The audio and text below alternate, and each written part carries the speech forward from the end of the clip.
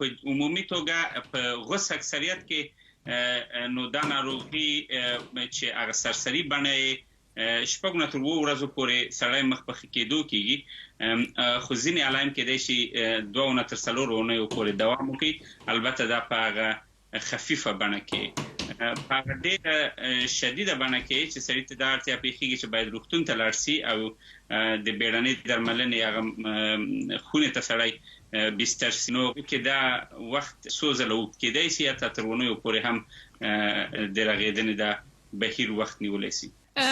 که تر قرنطین وروسته که چیرې یو ناروغ وچ ټوخی ولري، آیا دغه وایرس بل چاته انتقالولی شي؟ نو ټوخی ډېری وخت تر څو اونیو پورې، حتی تر څو میاشتو پورې کولی شي دوام وکړي. نو که چېرته سړی له ناروغۍ نه ښه شي یا ناروغۍ مخ په ښېدو شي، تر هغې وروسته یې که حتی ټوخی هم وي بل چاته یې لېږدوي نه. له رغېدلو نه وروسته هم داسې پېښې شوي دي چې ناروغ بل چاته د لېږدېدو وړ وایرسونه لري، خو دا پېښې ډېر په اقلیت کې دي.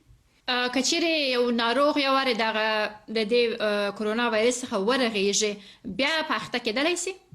کرونا د نور ډولونو ناروغیو نه ویلی شو چې په دغه موسم کې، یعنې د ناروغۍ په دغه موسم کې د دې شونتیا لږ ده چې سړی په دې ناروغۍ باندې اخته شي د شته لاسوندونو له مخې. بیا هم وخت کېدای شي موږ غلط ثابت کړي. د کرونا وایرس څخه د وتلو اوږدمهاله لار کومه یوه ده؟ په عمومي توګه د یوې وایرسي وبا نه د وتلو تر ټولو اغېزناکه لاره واکسین ده، خو واکسین د کرونا وایرس د دغه ډول لپاره لا تر اوسه ډېر لرې ده. اوس لپاره تر ټولو اغېزناکه لاره د ټولنیز واټن خپلول دي، چې خلک له کور نه د باندې او په کور کې دننه ټولنیز واټن په پام کې ونیسي چې د وایرس وده په دې توګه مړاوې کړي او وایرس خپور نه شي.